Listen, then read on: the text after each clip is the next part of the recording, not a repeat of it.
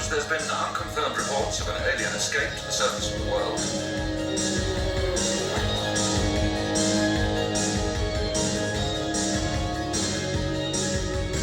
Moreover, has issued a statement which reminds citizens of Atlantis that there is no such thing as a surface world, and rumors of the actual existence of aliens are wrong, misleading, and counterproductive to the future of our great city-state.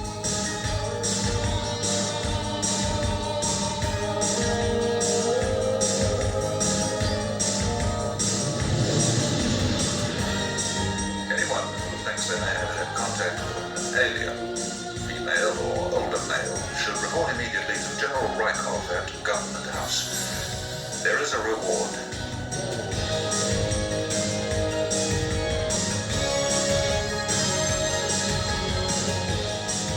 Finally, the statement stresses once and for all, aliens do not exist, the surface world does not exist, and Wanda Saknussemm is a mere figment of your imagination.